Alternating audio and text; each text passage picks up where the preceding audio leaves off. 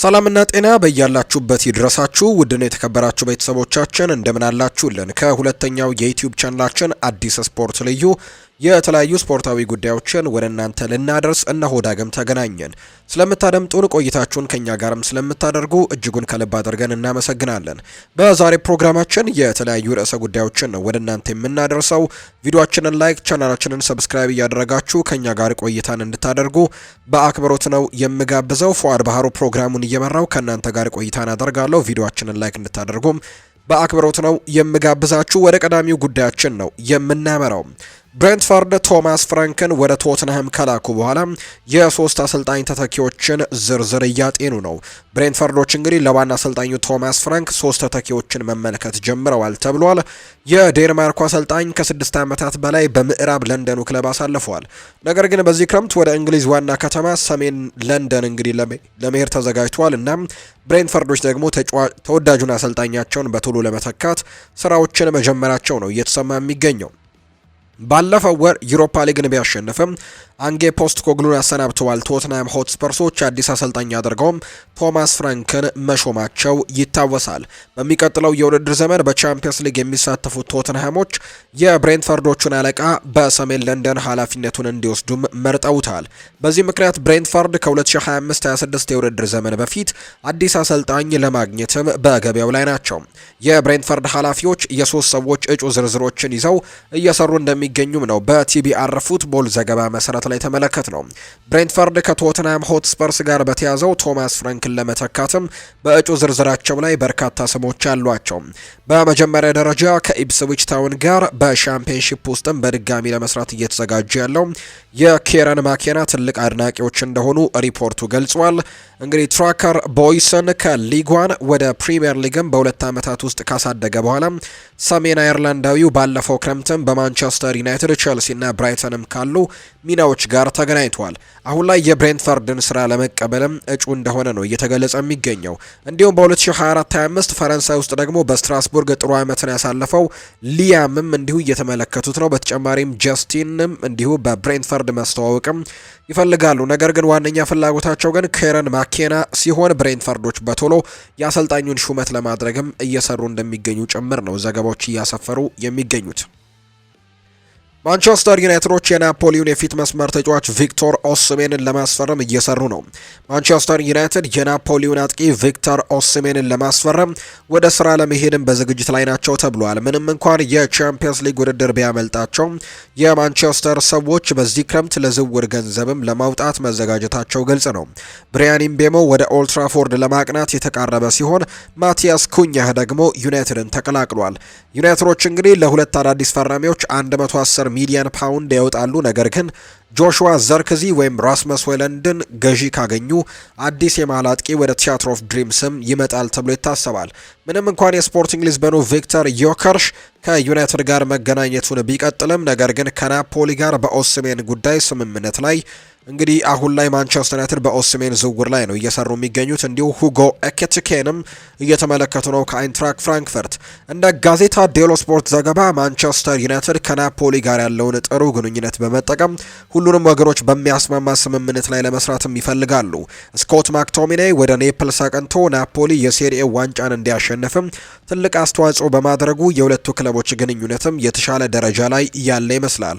የኦስሜን ኮንትራት የ1 ዓመት የቀረው ሲሆን ጣሊያናዊው ሻምፒዮኖች ዩናይትድን ለድርድር ጋብዘውታል። የናፖሊ ባለስልጣናት ከዚህ ቀደም በሴሪያው በቦሎኛ ድንቅ ብቃቱን ያሳየውን ጆሹዋ ዘርክዚ ለናፖሊ ለማስፈረም በኦስሜን ውል ውስጥ ማካተት ይፈልጉ ነበር። በተጨማሪም የኦስሜን ምርጫ የፕሪሚየር ሊግ ክለብን መቀላቀል እንደሆነም እየተገለጸ ነው። የናፖሊ የአሁኑ ዋጋ 59.32 ሚሊዮን ፓውንድ እንደሆነ ይገመታል። ነገር ግን ዩናይትድ ጆሹዋ ዘርክዚን በማካተት ያንን ቁጥር ለመቀነስም ይፈልጋሉ። በጋላታሳራይ የውሰት ዘመኑን በመደሰት ያሳለፈው ኦስሜን ፕሪሚየር ሊግ አሁን ምናልባት መዳረሻው ሊሆን እንደሚችል ነው ዘገባዎች እየጠቆሙ የሚገኙት። ቸልሲ ሁለት ተከላካዮቹ የሚመጡትን ጥያቄዎች ለመስማት ዝግጁ ናቸው። ቸልሲዎች በክረምቱ የዝውውር መስኮት ለሁለት የመሃል ተከላካዮቻቸው የሚቀርብላቸውን ጥያቄ ለማዳመጥ ዝግጁ ናቸው ተብሏል። ለቻምፒየንስ ሊግ መብቃትና የኮንፈረንስ ሊግ ዋንጫን ቢያሸንፉ በኤንዞ ማሬስካ የመጀመሪያ ቡድን ስብስቦች ላይ ለውጦች እንደሚደረጉ ነው የሚጠበቀው። ሬናቶ ቪዬጋ በውሰት በዩቬንቱስ እና ከፖርቱጋል ጋርም ራሱን እንደ መሃል ተከላካይነት ያረጋገጠ ሲሆን ሬናቶ ቪዬጋ ላይ ውሳኔ ሊደረግበት ይችላል። ነገር ግን ማሬስካ እንደ ጥሩ ተጠባባቂ ተጫዋች ይመለከተዋል። ስለሆነም የፖርቱጋላዊው ተከላካይ መልቀቅ ያን ያክል አጣዳፊ ይሆናል ተብሎ አይጠበቅም። አሁን ላይ ከፉትቦል ኢንሳይደር በወጣ ዘገባ መሰረት እንደሚያሳየው በዚህ ክረምት በስታንፈርድ ብሪጅ የመልቀቅ ዕድል ያላቸው ሁለት የመሃል ተከላካዮች ያሉ ሪፖርቱ ቸልሲን የሚለቁት ሁለቱ ተከላካዮች ቤን ዋይት ባዲያሼል እና አክሰል ዲሳሲ ሲሆኑ በሚቀጥሉት ወራት በሽያጭ ግምት ውስጥም ይገባሉ ተብሎ ነው የሚጠበቀው። ከዲሳሲ በተለየ ባዲያሼል በመጪው የዓለም ክለቦች ዋንጫ ውድድር በቡድን ውስጥ እንግዲህ ይካተታል ተብሎ ነበር። እንደ ተጠባባቂ የግራ የመሃል ተከላካይ የሚታያል። ባዲያሼል በዚህ ውድድር ዘመን ከኮንፈረንስ ሊግ ጥሩ ብቃት ቢያሳይም በፕሪሚየር ሊጉ 5 ጨዋታዎችን ብቻ ማድረግ የቻለው የፈረንሳይ ኢንተርናሽናል ዝቅተኛ ደረጃ እንደተሰጠ ነው የሚነገረው። ይህ በእንዲህ እንዳለ አክሴል ዲሳሲ በጥር ለአስተን ቪላ በውሰት ከተሰጠ በኋላ እንዲለቅ መፈለጉን ምንም አያስደንቅም። የዌስት ሚድላንድሱ ቡድን ለ27 ዓመቱ ተከላካይ ቋሚ ጥያቄን ለማቅረብ ፍላጎት የላቸውም። አሁን ላይ ተከላካዩ በቼልሲ ዘንድ ተቀባይነትንም አጥቷል። ባዲያሼልና ዲሳሲ በ2023 ከሞናኮ ዝውውር ሲያደርጉ በ70 ሚሊዮን ፓውንድ ወጥቶባቸው ነው። አሁን ላይ ግን ቼልሲዎች በተጨባጭ እንግዲህ ለእያንዳንዱ ተጫዋች 20 ሚሊዮን ፓውንድ እና 25 ሚሊዮን ፓውንድ እንደሚፈልጉ የሚያሳዩ ሪፖርቶች እየወጡም ይገኛሉ። ማንቸስተር ሲቲዎች ወጣቱን አማካይ ለማስፈረም ተስማሙ። ማንቸስተር ሲቲዎች ለኖርዌያዊው ሊግ እንግዲህ ሪከርድ የሆነ ዝውውር ይሆናል ተብሎ የሚጠበቀውንና ከፍተኛ ደረጃ ላይ ያለውን ሴቬሬ ኒፓንን ከኖርዌው ክለብ ሮዘንበርግ ለማስፈረም ከጫፍ ደርሰዋል ሲል ዘ አትሌቲክ ዘግቧል። ከስካንዲቪያን ብሩህ ባለተሰጦች አንዱ ተደርጎ የሚወሰደው የ18 ዓመቱ የአጥቂ አማካይ አሁን ላይ ወደ ኢቲሃድ የሚያደርገው ጉዞ ደግሞ ሊጠናቀቅ መቃረቡን የሚያሳዩ ሪፖርቶች ናቸው የወጡት። ሴቬሬ ኒፓን በኖርዌይ ውስጥም ለሮዘንበርግ የመጀመሪያ ቡድን አስደናቂ ብቃቱን በማሳየት ላይ ይገኛል። ገና በ16 ዓመቱ በመጀመሪያ ቡድን ጨዋታውን ያደረገው ታዳጊ ከዚያን ጊዜ ጀምሮ በቋሚ 11 ውስጥ መደበኛ ተጫዋችም ሆኗል። ብልጠት የታከለበት እንቅስቃሴው በጥሩ ቅብብልና ቴክኒካል ብቃቱ የሚታወቀው ሴቬሬ ኒፓን እና በወጣትነት እድሜውም እንደ ማርቲን ኦዴጋርድና ሉካ ሞድሪች ካሉ ተጫዋቾች ጋርም እየተነጻጸረ ይገኛል። በጥር የዝውውር መስኮት ማንቸስተር ሲቲ ኒፓንን ሲፈልጉት ከነበሩ ክለቦች የመጀመሪያ ቡድን ውስጥ ባይሆንም አሁን ላይ ግን እርምጃ ወስደዋል። እናም ዝውውሩን ለማጠናቀቅም ከሮዘንበርግ ጋር ጥሩ ንግግሮችን እያደረጉ እንደሆነ ነው የሚታመነው። የማንቸስተር ሲቲ እቅድ ኒፓንን ወዲያውኑ ወደ መጀመሪያ ቡድን ማምጣት አይደለም። ይልቁንም ስምምነቱ ታዳጊውን በትልቅ ውድድር ውስጥም የበለጠ የመጀመሪያ ቡድን ልምድን እንዲያገኝ ለማስቻል እዛው ሮዘንበርግ ወይም ደግሞ ወደ ሌላ የአውሮፓ ክለብ ለአንድ የውድድር ዘመን በውሰት መስጠትን ይጨምራል ተብሎ ነው የሚታሰበው። ስምምነቱ አሁን ላይ ከተጫዋቹና ከተወካዮቹ ጋር የግል ውል በማጠናቀቅ ላይ ነው። የፔፕ ጓርዲዮላ ቡድን በቅርብ የዝውውር መስኮቶችም ምርጥ ወጣት ባለተሰጦችን ማስፈረም ችለዋል። እንደ ክላውዲዮ አቼቬሪ፣ ሳቪዮ እንዲሁ ደግሞ ካይኪ ያሉ እንግዲህ ሁሉም ወደ ኢቲሃድ ስቴዲየም ደርሰዋል። ከዛ በተጨማሪ ሁሉም ነገር እንደታቀደው ከሆነ የኖርዌይ ኮከብም በቅርቡ ጊዜ ውስጥም በፕሪሚየር ሊግ ቡድን ፊርማውን አኑሯል ተብሎ እየታሰበ እንደሚገኝ ነው ዘገባዎች እየጠቆሙ የሚገኙት። ላትሲዮ በኑኖ ታቫሬዝ ዋጋ ላይ ጭማሪን እየጠበቀ ነው። ላትሲዮ አልሂላል ለኑኖ ታቫሬዝ ያቀረበውን ጥያቄ ውድቅ አድርጎት ነበር። ነገር ግን ተጫዋቹን በትክክለኛ ዋጋ ለመሸጥ አሁንም ክፍት ናቸው። በቅርብ ቀናት ውስጥ እንደተዘገበው የሳዑዲ ፕሮ ሊግ ኃያል ክለብ ለ25 ዓመቱ ፖርቱጋላዊ የዝውውር ጥያቄ አቅርበዋል። አዲሱ አለቃቸው ሲሞኔ ኢንዛጊ የፊፋ የዓለም ክለቦች ዋንጫ ከመጀመሩ በፊት አዲስ ግራ ተከላካይ ለማስፈረም በጣም ፈልጎ ነበር። ነገር ግን ላትሲዮ የአልሂላልን አቅርቦት ለምን እንዳልተቀበለው ይታወቃል። ሆኖም ግን ላትሲዮ በፍጥነት ውድቅ ያደረጉት ጥያቄ ዋጋ ከተጨመረላቸው ለሽያጩ ክፍት ናቸው። በተመሳሳይ አልሂላል ቲዮ ሄርናንዴዝን ከሚላን እና አንጄሎን ከሮማ ለማስፈረምም ያደረጉት ሙከራ አልተሳካም። ቢሆንም ግን ላትሲዮ ሙሉ በሙሉ ታቫሬስን ላለመልቀቅ አልወሰኑም። ነገር ግን ክለቡ የበለጠ ተርፋማ ጥያቄ ከመጣ ለመቀበል ያለውን ፍላጎትም ግልጽ አድርገዋል። ከሁሉም በላይ አርሰናል ከዝውውሩ የ40 የሽያጭ ክፍያን ስለሚያገኝ የጣሊያን ዋና ቡድንም እንዲሁ ዋጋውን ከፍ ማድረግ ይፈልጋሉ። የላትሲዮ ፕሬዝዳንት ክላውዲዮ ሎቲቶ እና ደግሞ የክለቡ ስፖርቲንግ ዳይሬክተር አንጄሎ ፋቢያን 40 ሚሊዮን ዩሮ ትክክለኛ ዋጋው እንደሚሆን ያምናሉ። ስለዚህም ማናቸውንም ፈላጊዎች ይህንን ዋጋ ለማሟላት ፍቃደኛ ከሆኑ መታየት ይኖርበታል። ታቫሬስ ባለፈው የክረምት ተጫዋቾች የዝውውር መስኮት ወቅትም ላትሲዮን ከተቀላቀለ በኋላ የውድድር ዘመኑን በግሩም ሁኔታ ጀምሮ ነበር። ነገር ግን ተደጋጋሚ የጡንቻ ጉዳቶች የውድድር ዘመኑን ሁለተኛ አጋማሽም አበላሽቷል። ተጫዋቹ አሁን ላይ ከላትሲዮ መልቀቁ እርግጥ ሲሆን ዋጋው ከፍ አድርጎም የሚመጣ ክለብ ተከላካዩን የግሉ እንዲያደርግም ይጠበቃል ተብሎ ነው የሚታሰበው። የዌስትሃም ዩናይትድ ኮከብ ወደ ፕሪሚየር ሊጉ ክለብ ሊዘዋወር በሚችልበት ሁኔታ ላይ ውሳኔ ተሰጠ። የዌስትሃም ዩናይትድ የቀይ መስመር ተከላካይ ቭላድሚር ኩፋል ኮንትራቱ ሊጠናቀቅ የተቃረበ ሲሆን በዚህ ክረምት የፕሪሚየር ሊግ ክለቦች ፍላጎትን እየሳበ ነው። ኩፋል አሁን ላይ ነፃ ወኪል ስለሆነ በእንግሊዝ የመቆየት ፍላጎት እንዳለው ለተጫዋቹ ቅርበት ያላቸው የመረጃ ምንጮችም ለከቼንድ ኦፍ ሳይድ አሳውቀዋል። የ32 ዓመቱ ተጫዋች ከወልቭስ፣ ኤቨርተን፣ ፉልሃም እና ወደ ሊጉ ከተቀላቀለው ሊድስ ዩናይትድም ፍላጎት አለው። ከነዚህ ክለቦች ጋር እስካሁን ምንም አይነት ግንኙነት ባይኖርም ኩፋል የወደፊት ህይወቱን ለመወሰን ጊዜ እየወሰደ ሲሆን አሁን ላይ በፕሪሚየር ሊጉ መቆየትም መወሰኑን ምንጮች ይጠቁማሉ። ቭላድሚር ኩፋል በመጀመሪያ ከፉልሃም ፍላጎት የነበረው በጥር ወር እንደነበረ ከቼንድ ኦፍ ሳይድ በዘገባው ላይ ያሳያል። በዚህ የዝውውር መስኮትም ፉልሃሞች የቼክ ሪፐብሊኩን ዓለም አቀፍ ፍላጎታቸውን ቀጥለዋል። አንድ ምንጭ ነገር ግን የኩፋል ምርጫ ከቀድሞ የሃመርስ አለቃ ዴቪድ ሞይስ ጋር ኤቨርተን ለመገናኘት ሊሆን እንደሚችል እንዲሁ አመልክቷል። ሞይስ እንግዲህ አሁንም ከኩፋል ጋር በድጋሚ ለመስራት ፍላጎት ማሳየቱ ትርጉም ይኖረዋል። ሁለቱ ሰዎች በለንደን ስቴዲየም ጥሩ ግንኙነት ያላቸው የሚመስሉ ሲሆን በሁለተኛ ጊዜ ከተገናኙ ለሁለቱም ወገኖች ደግሞ ጠቃሚ ሊሆን ይችላል። ዌስትሃም በቅርቡ በዚህ ክረምትም ከቡድናቸው የሚለቁት ጥቂት አንጋፋ ተጫዋቾች መካከል ኩፋል አንዱ እንደሚሆንም በይፋዊ ገጻቸው ላይ አስታውቀዋል። መግለጫው እንዲህ ይላል። የ32 ዓመቱ የቼክ ኢንተርናሽናል ተከላካይ ኩፋል በክረምትም 2020 የፈረመ ሲሆን በክለቡ ወደ 180 የሚጠጉ ጨዋታዎችን የተጫወተ ሲሆን በመጀመሪያው የውድድር ዘመን የዌስትሃም የዓመቱ ምርጥ ተጫዋች ተብሎም እንዲሁ ተመርጧል። በዌስትሃም ዩናይትድ ያሉ ሁሉም ሰዎች ደግሞ አሮን ክሪስዌልን፣ ሉካስ ፋቢያንስኪን፣ ቭላድሚርንና እንዲሁ ደግሞ ዳኒ ኢንግስን ለክለቡ ላበረከቱት አገልግሎትም ከልብ ማመስገን ይፈልጋሉ። በውድድር ዓመቱ መጨረሻ የማይረሳ ስኬት ባወጣበት ወቅትም ላበረከቱት አስተዋጽኦ ያለን ፍቅርና አድናቆት ይለያል በማለትም ነው እነኚህን ተጫዋቾች የተሰናበቱት። ሊቨርፑል ለዝውውሩ በሩን ሊከፍት የሴሪኤው ሻምፒዮን ናፖሊ ፍላጎቱን ከፍ አድርጎታል። ናፖሊ በዚህ ክረምት ዳርዊን ኑኔስን ከሊቨርፑል ለማስፈረም ጥረቶችን እያጠናከረ ነው ሲል ፉትቦል ኢታሊያ ዘግቧል።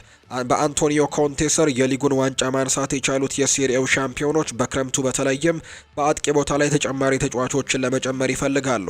የሊቨርፑሉ ኑኔስ፣ የኡዲኒዜው ሎሬንዞ ሉካ፣ የማንቸስተር ዩናይትዱ ራስመስ ሆይሉንድ ግምት ውስጥ ገብተዋል። አሁን ላይ ናፖሊ ለኑኔስ የዝውውር ጥያቄ ለማቅረብም ዝግጁ መሆኑ ተሰምቷል። የአጥቂው ኮንትራት እስከ 2028 የሚቆይ ሲሆን በአንፊልድ ያለው የረጅም ጊዜ ቆይታው እርግጠኛ አይደለም።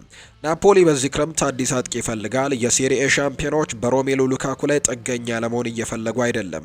ለዚህም ነው በዚህ ክረምት አዳዲስ አጥቂዎችን ለማግኘት ገበያ ላይ የተገኙት። ሊቨርፑሎች ዩራጓዊውን አጥቂ በርካሽ ለመልቀቅም ከወሰኑ በኋላ ናፖሊ የፋይናንስ አቋማቸውን በማስተካከል ለመግዛት ይፈልጋሉ። እንደ አልሂላል ያሉ የሳዑዲ ክለቦችም ኑኔዝ ላይ ፍላጎት ያሳዩ ቢሆንም ወደ ኔፕልስ የመዘዋወሩ ኑኔዝ እንግዲህ በአውሮፓ ከፍተኛ ውድድር ውስጥ እንዲቆይ ያስችለዋል። ለዚህም ነው የተጫዋቹ መዳረሻ ለመሆን የኔፕልሱ ቡድን ብቅ ያሉት። የኮንቴ ቡድን ዘላቂ የበላይነት የሚይዝ ቡድን እየገነቡ ነው። ለሊቨርፑሉ ዳርዊን ኑኔስ በዚህ ክረምትም መልቀቅ ወሳኝ ስራቸው ነው። ምክንያቱም አጥቂው የአርኔ ስሎት የወደፊት እቅድ አካል ስላልሆነና በዚህ ክረምትም በዝውውሩ ገንዘብ ለማግኘት ዝግጁ ስለሆኑ ነው የፕሪሚየር ሊጉ ሻምፒዮኖች አዲስ አጥቂ ለማግኘት ያላቸው አማራጭን ለመጠቀም የፊት መስመር ተጫዋቾችን ሽያጭም ወሳኝ እንደሆነ እየተገለጸ የሚገኘው። የቪክተር ኦስሜን ስም በአንፊልድ ውስጥ በተካሄደ ስብሰባም እንዲሁ በከፍተኛ ባለስልጣናት ድጋፍ ማግኘቱ ተሰምቷል። ቀያዮቹ በዚህ ክረምትም የአትሌቲኮ ማድሪዱን ሁሊያን አልቫሬዝንም ከማዘዋወር ጋር ስማቸው ተያይዟል። ሊቨርፑሎች የፍሎሪያን ቨርትስን ስምምነት ካጠናቀቁ በኋላ የሚቀጥለው ዝውውር ኢላማቸው እንደሆነ ነው እየተገለጸ የሚገኘው የአጥቂ መስመር ተጫዋች። አርሰናል፣ ኒውካስል ዩናይትድ እና አስተን ቪላ 60 ሚሊዮን ዩሮ የተባለውን ተጫዋች እየተመለከቱት ነው።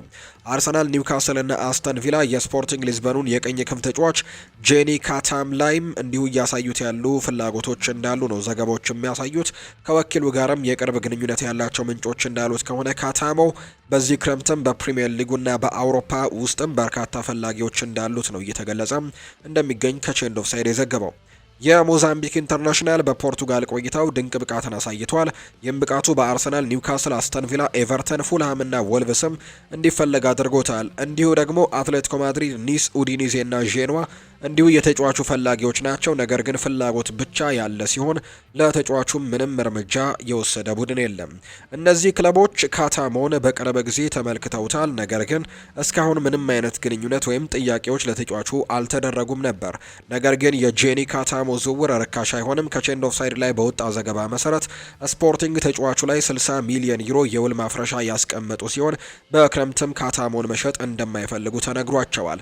ሆኖም ግን አንድ ምንጭ እንደተናገረው አንዳንድ በሮች ለተጫዋቹ ከ25 እስከ 30 ሚሊዮን ዩሮ የመክፈቻ አቅርቦት ለማድረግም አቅደዋል። ጄኒ ካታሞ ለፕሪሚየር ሊግ ክለቦች ጥሩ ፊርማ ሊሆን ይችላል። ለጎል ቅርበት ያለው ሁለገብ ባለተሰጥኦ ካታሞ በ2024/25 9 ጎሎችንና 2 አሲስቶችን ማድረግም ችሎ ነበር። ምንም እንኳን በዋነኝነት የቀኝ ክንፍ ተከላካይ ቢሆንም ካታሞ በግራ ክንፍ ተከላካይነት አልፎም በመሃል ሜዳ ሚና ላይም ተጫውቷል። ካታሞ ኒውካስል በእድሜ የገፋውን የኬራን ትሪፒየ የረጅም ጊዜ ተተኪም አድርገው ማምጣት ይፈልጋሉ። ሌሎችም የፕሪሚየር ሊግ ክለቦች የተጫዋቹን ፊርማ ለማግኘትም ጥረት እንደሚያደርጉ ጭምር ነው እየተጠበቀ የሚገኘው። ቶተንሃም 60 ሚሊዮን ፓውንድ የተገመተውን የፕሪሚየር ሊግ የክንፍ ተጫዋች ለማስፈረም ከበርካታ ክለቦች ጋር ይፋለማሉ። ቶተንሃም በአንጌ ፖስትኮግሉ መሪነት የዩሮፓ ሊግን ዋንጫ በማንሳት የውድድር ዘመኑን እንግዲህ አድነውታል። ባለፈው የውድድር ዘመን በፕሪሚየር ሊግ የደረጃ ሰንጠረዥ 17ኛ ሆነው ነው ያጠናቀቁት። የሊግ ብቃታቸው በጣም ተስፋ አስቆራጭ ነበር። የዩሮፓ ሊግ ዋንጫን ማሸነፍ ቢችሉም ፖስትኮግሉ ግን ከስራቸው ተሰናብተው አሁን ላይ ቶማስ ፍራንክ ከብሬንትፈርድ ለመሾምም እንግዲህ መስማማታቸውና መሾማቸው ይታወሳል። በቶማስ ፍራንክ ቡድን ውስጥ ደግሞ በተለይም በአጥቂ ቦታዎች ላይ አዳዲስ ጭማሪዎች እንደሚያስፈልጋቸው ግልጽ ነው። ቶተንሃም ለቻምፒየንስ ሊግ የቡድን ጥልቀትም ያስፈልገዋል። የዩሮፓ ሊግን በማሸነፍ ለቻምፒየንስ ሊግ ካለፉ በኋላ ስፐርሶች የቡድናቸውን ጥራት ማሻሻል ይፈልጋሉ። አሁን የዝውውር ኢላማቸውን በመለየት መስራትም ጀምረዋል። እንደ ቲቢአር ፉትቦል ዘገባ ከሆነ ቶተንሃም የኖቲንግሃም ፎረስቱን ተጫዋች አንቶኒ ኤላንጋን ለማዛወርም ፍላጎት እንዳሳዩ ጭምር ነው እየተገለጸ የሚገኘው። ተጫዋቹ አሁን ባለው ክለቡ 60 ሚሊዮን ፓውንድ እንደተለጠፈበት ተዘግቧል። የቶማስ ፍራንክ ተለዋዋጭ አጫወትም ኤላንጋን ቁልፍ ኢላማ አድርገውታል።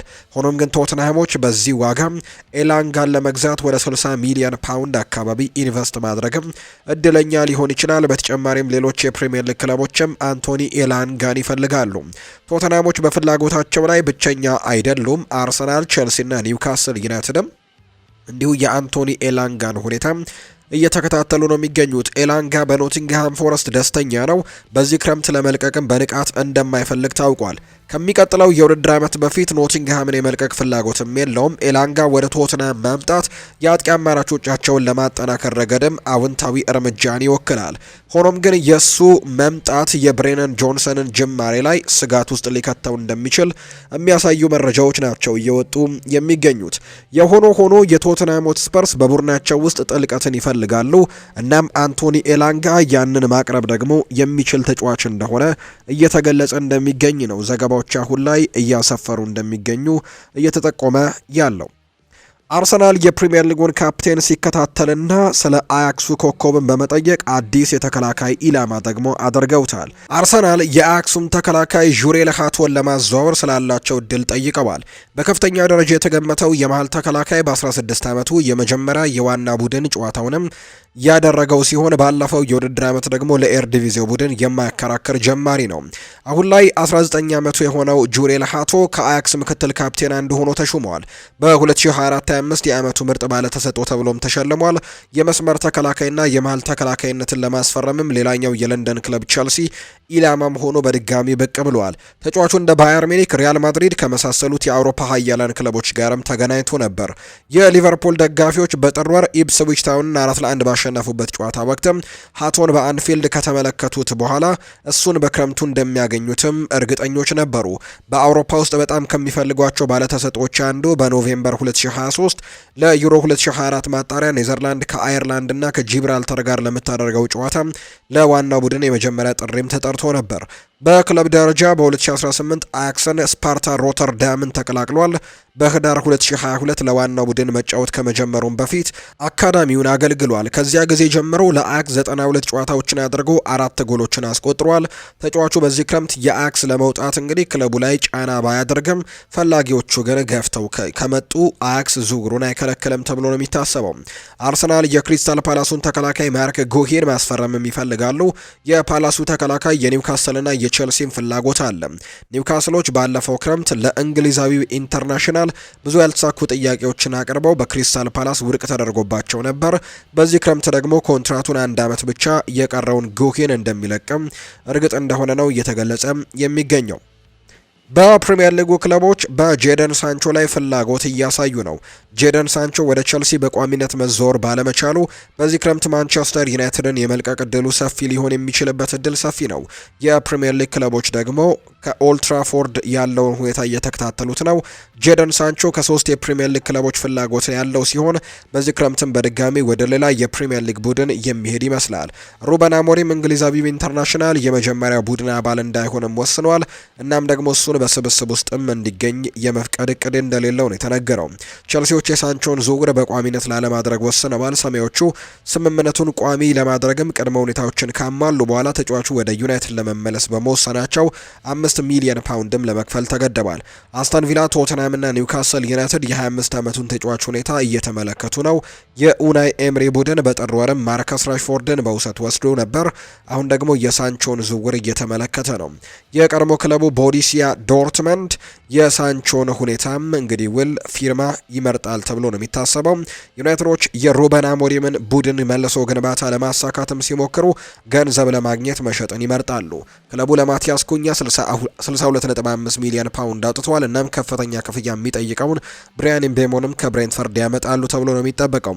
ወደ ኒውካስል ወይም ቶተንሃም የሚደረገው ዝውውር ከተጠናቀቀ ሳንቾ ወደ ቻምፒየንስ ሊግ ጨዋታ ይመለሳል። በ2025-26 በርካታ ጨዋታዎችን እንደሚያደርጉም የሚጠበቁት ክለቦች ሳንቾን እንደ ጠንካራ አማራጭ የሚያዩታል ተብሏል። የቀድሞ ክለቡ ፍላጎት የሳበው የቀድሞ ክለቡ ቦሩሲያ ዶርትመንድ ባለፈው የውድድር ዘመን በቼልሲ አስደናቂ የውሰት ውልን ካሳየ በኋላ በድጋሚ ሊወስዱትም እንዲሁ ፍላጎት ነበራቸው የሚል መረጃ ሲወጣም ነበር። ሳንቾ በቸልሲ ያስቆጠራቸው 5 ጎሎችና 10 አሲስቶች የኤንዞ ማሬስካ ቡድን ቆይታውን እንዲያራዝም ለማድረግ በቂ አልነበረም። በ73 ሚሊዮን ፓውንድ ከዶርትሙንድ ዩናይትድን እንግዲህ ኦልትራፎርድ የደረሰው ተጫዋቹ ከሌሎች የአውሮፓ ክለቦች ፍላጎት እያገኘ ነው። ዩናይትዶች ከማይፈልጉት ኮከባቸውን ለመሸጥም ሲሞክሩ የሳንቾ ደሞዝ ችግር ሊፈጥር ይችላል ተብሎ ነው እየታሰበም የሚገኘው። ለማንቸስተር ዩናይትድ ማንቂያ ደውል ሲመጣለት አርሰናል በቪክተር ዮከርሽ ዝውውር ጉዳይ ላይ እንግዲህ ቀጣዩን እርምጃ ይወስዳል ተብሎም ይጠበቃል። በስፖርቲንግ ሊዝበኑ አጥቂ ቪክተር ዮከርሽ ጉዳይ ላይ በየቀኑ የሚወጡት አዳዲስ ዘገባዎች ግራ የሚያጋቡ እየሆኑ ነው። አሁን ላይ ማንቸስተር ዩናይትድ ሁለቱን ክለቦች እንግዲህ ተጫዋቹን በመፈለግ ላይ አርሰናልም ጭምር ማለት ነው ረዘም ላለ ጊዜያት እንግዲህ ሲፎካከሩ እንደነበር ይታወሳል። የስዊድኑ ኢንተርናሽናል ተወካዮች ከአርሰናል ኃላፊዎች ጋር ደግሞ ተገናኝተዋል ተብሎ ይታሰባል። ዮከርሽ ባለፉት 2 የውድድር ዘመናት ለስፖርቲንግ ሊዝበን ኮከብ ሆኖ የተጫወተ ሲሆን ባለፈው የውድድር ዘመን በፕሪሚየር ሊጋ ውስጥም ከሌሎች ተጫዋቾች በ2 እጥፍ ጎሎችን ማስቆጠር የቻለበትን የውድድር ዓመትን ያሳለፈው። በአርሰናል ደግሞ የአጥቂ ዝርዝር ውስጥ ከሚገኙት 2 ተጫዋቾች መካከል አንደኛው ሲሆን ከአርቢ ለብዚሹ ቤንጃሚን ሼስኮ ጋር በመሆንም የሚኬል አርቴታ ቡድን የምኞት ዝርዝር ውስጥም ከገባ ሰንበትበት ብሏል። አርሰናል ለቀድሞ ኮቨንትሪ ሲቲ ተጫዋች በቻምፒየንስ ሊግ የመጫወት እድልን ሊሰጠው እንደሚችልም ጭምር ይታወቃልና አርቴታ ባለፈው የውድድር ዘመን ቡድኑን ወደ ግማሽ ፍጻሜ መምራት ችለዋል። የፕሪሚየር ሊጉ ተቀናቃኞች ዩናይትድ ይህንን ውድድር ላይ እንግዲህ ስለሌሉ ዝውውሩ ከባድ ይሆንባቸዋል ተብሎ መጀመሪያ ሲገመት እንደነበር ነው መረጃዎች ያሳዩት። አሁን ላይ ግን እንደ ፖርቱጋሉ ጋዜጣ ሪካርድ ዘገባ ከሆነ የተለያዩ የተጣረሱ ዘገባዎችን እያወጣ ነው። ወኪሉ ሐሰን እንግዲህ ሲናገር አሁን ላይ እኛ ከማንቸስተር ዩናይትድ ጋር የመዘዋወር እድል የለንም የሚል አይነት ሀሳብን ሰጥቶ ነበር። ከዛ ደግሞ ወደ አርሰናል መዘዋወር እንደሚፈልግ በይፋ ገልጾ ነበር። አርሰናሎች ደግሞ አሁን ላይ ይህንን ተጫዋች እንግዲህ የመቀላቀል ፍላጎት እንደሌላቸውና የዝውውር ገንዘቡ በጣም ከፍተኛ እንደሆነ እየተገለጸባቸው ይገኛል። ስለዚህ ሁለቱም ክለቦች ወደ ሌሎች አጥቂዎች ኢላማቸውን እያዞሩ እንደሚገኙ ነው የተገለጸው። ማንቸስተር ዩናይትድ አጥቂውን ሲመለከቱ ነበር። ፉትቦል ኢንሳይደር ማንቸስተር ዩናይትድ የፈረንሳዊውን አጥቂ ፍላጎት እንዳሉ አረጋግጧል። ማንቸስተር ዩናይትዶች የክሪስታል ፓላሱን አጥቂ ዣን ፊሊፕ ማቴታን ለማስፈረም ፍላጎታቸውን አደሰባል ሲል ፉትቦል ኢንሳይደር ዘግቧል። ሩበን አሞሪም የአጥቂ ክፍሉን እንደገና እንደሚያስተካክል የሚጠበቅ ሲሆን የፕሪሚየር ሊግ ልምድ ያለው አጥቂ መጨመር ለነሱ ትልቅ አጀንዳ ነው። ክለቡ እንደ ቪክተር ዮከርሽና ቪክቶር ኦስሜን ካሉ ስሞች ጋር ለበርካታ ጊዜያት የተገናኘ ቢሆንም ማቴታ በገንዘብ ረገድ በበለጠ ተለዋዋጭ አማራጭም ያቀርባል። ፈረንሳዊው አጥቂ ባሳለፍነው የውድድር ዘመን 17 ጎሎችን አስቆጥሮ ቡድኑ እንግዲህ የኤፍኤ ካፕ ዋንጫን እንዲያሸንፍም ረድቶ ነበር።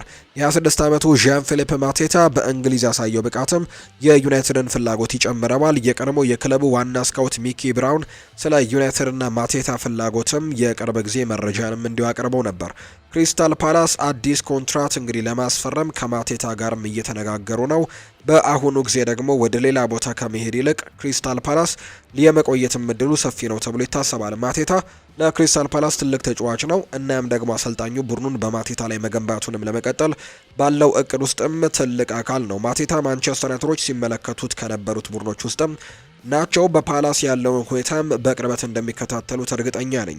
እንደ ሌሎች ኢላማዎች እንግዲህ ያሏቸው እነሱም ከማቴታ በፊት ያስቀድማሉ ተብሎ ይጠበቃል። ነገር ግን ሌላ ተጫዋች ማምጣት ካልቻሉ ማቴታን ይፈልጉታል። ፓላስ በኮንትራት ጉዳይ ላይ ስምምነት ላይ መስማማት ካልቻለ ዩናይትድ እንዲዘዋወርም እድል ሊሰጠው ይችላል። እንግዲህ ማንቸስተር ዩናይትዶች የጎል ማስቆጠር ችግሮቻቸውን ለመፍታት ማቴታ ያስፈልጋቸዋል። ማቴታ የዩናይትድ የቀድሞ አጥቂ እንግዲህ ፊርማዎችን ማራኪነት ላይ እንግዲህ ላይዝ ይችላል። ነገር ግን በፕሪሚየር ሊግ ያለው ብቃትና የሩበን አሞሪም ታክቲካል ፍላጎቶችን የማሟላት አቅሙ አስገራሚ ኢላማ ያደርገዋል። የእሱ መምጣት በኦልትራፎርድ ብቃቱን ለማሳየት ለተቸገረው ራስመስ ሆይሉንድም መጥፎ ዜና ነው። ማቲያስ ኩኛ ከወልቭስና አሁን ደግሞ የብሬንትፈርዱን ብሪያን ኢምቤሞን ለማስፈረምም ቅርብ የሆኑት ዩናይትዶች ለቀጣዩ የውድድር ዓመት ደግሞ ጠንካራ አጥቂ ክፍል ለመገንባት ያላቸውን ፍላጎት በደንብ አጠናክረው ይቀጥላሉ ተብሎ ነው እየታሰበም የሚገኘው። የተወደዳችሁና የተከበራችሁ ቤተሰቦቻችን ለዛሬ ያዝንላችሁ አዳዲስ ስፖርታዊ ጉዳዮቻችን እነዚህን ይመስላሉ። ስላደመጣችሁን፣ ስለተከታተላችሁን፣ ቆይታችሁን ከኛ ጋርም ስላደረጋችሁ እጅጉን ከልብ አድርገን እናመሰግናለን። ፉአድ ባህሩ የዛሬውን ፕሮግራም እየመራው ከእናንተ ጋር ቆይታን አደረግኩኝ። በቀጣይ ፕሮግራሞቻችን ሌሎች ርዕሰ ጉዳዮችን ይዘን ዳግም ተመልሰን የምንገናኝ ይሆናል። ፉአድ ባህሩ ፕሮግራሙን እየመራው ከእናንተ ጋር አብሬ ቆየሁኝ። መልካም ጊዜ፣ መልካም ቀን እንዲሆንላችሁም ጭምር ነው በአክብሮት የምመኘው።